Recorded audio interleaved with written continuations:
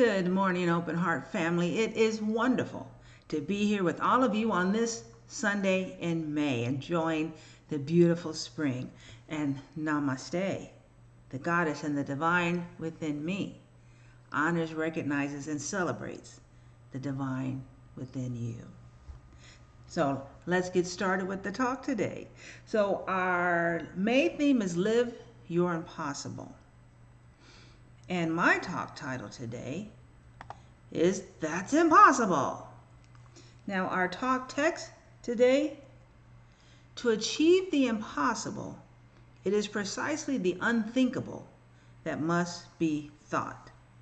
So a lot of people have, I'll say there's mixed feelings about the word impossible. Are things impossible? What if you say that's impossible? Well, in some ways, impossible gets a bad rap. I mean, look at this quote from Napoleon Bonaparte. Impossible is a word to be found only in the dictionary of fools. I'm like, dude.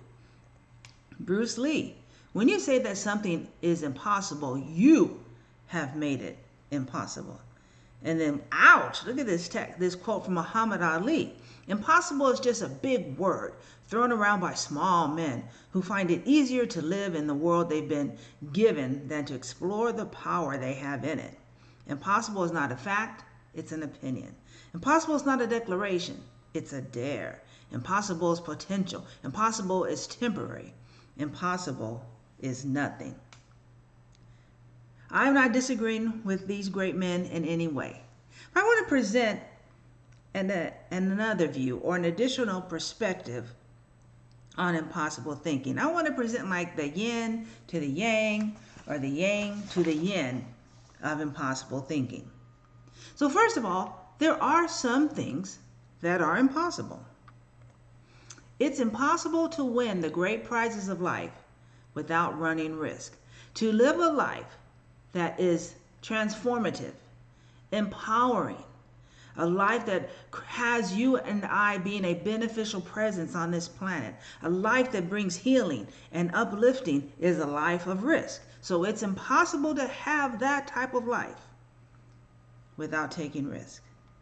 It's impossible to succeed in life with an unforgiving spirit. There are so many people, and in no way saying that what happened to them or their perception of what happened to them is invalid, holding on to that hurt, that narrative, that anger, that wounding, you will not have the life that is full of love, a life that is full of healing, a life that is full of joy, connection, relationships that are empowering and helpful. With that unforgiving spirit, it is impossible to succeed in life. Ernest Holmes puts it this way: it is impossible for a man or woman to conceal themselves in every act, word, or gesture. He or she stands revealed as they are, and not as they would have themselves to appear. From the universe, nothing is hidden. Nothing is or can be hidden. And you know all this? Maya Angelou says, when a person shows you who they are, believe them.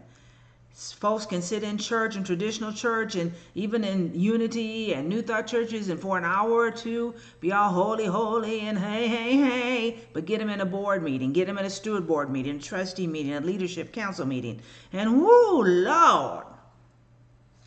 And the fact is, they were showing that aspect of themselves all along, because you can't fake energy, and energy does not lie. But impossible thinking also has its benefits. So let's go back to our talk text.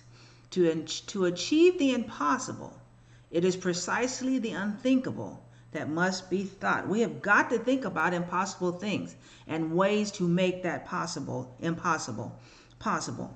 Einstein puts it this way: only those who attempt the absurd can achieve the impossible. We've got to be thinking about stuff that just like, this can't happen. Oh, can it? How can I make it happen? How can I be that person? What are some impossible or absurd things that were, but nowadays they're so commonplace, you wouldn't even think that at one time this thing was impossible? How about this? How about FaceTime? Here are the Jetsons George and Judy Jetson, or George Larimore and Judy Carter. No, George and Judy Jetson talking to each other on FaceTime. I saw this as a kid. I was like, oh, this is, wow. Okay, now they are, I mean, sheesh. I talked to my mom on this thing. I talked to Lily. I talked to Gail. You know, John and I, this is how I talk on FaceTime. How about exercising or working out with YouTube? It's like, oh, wow, this looks so impossible. Look, a flat screen TV. What seemed impossible at one time is because someone thought about it, said, that can't be done. I will make it happen. And so impossible thinking does have its benefits. And what about this? Did you ever think that you would carry a computer, your TV, your radio, a recorder, right? In this one little device, everything we need for life. I remember the computer at my high school took up like 4 or 5 rooms.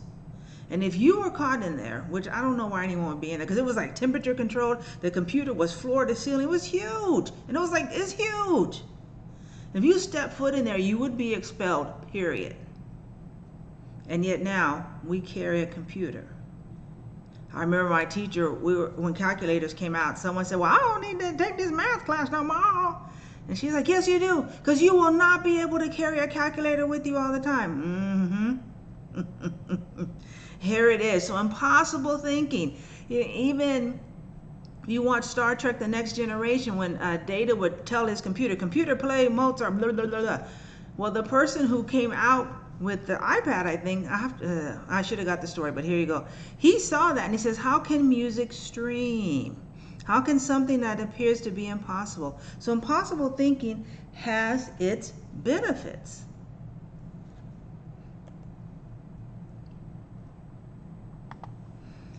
And often impossible situations are invitations to think and move in a new way. We are all faced with a series of great opportunities, brilliantly disguised as impossible situations. Impossible thinking is needed, not to think that something is impossible, but to see the impossible and begin to think, how can this come to life? I'll never find someone who loves me, right? It's impossible. But what if you begin with loving yourself? I'll never shake off this family way of being. Well, what if you embrace that family way of being and then find a way to bring light and love? The impossible thinking is needed. It allows us to dream big and to make room in our lives for the divine to do bigger and better things and in this world.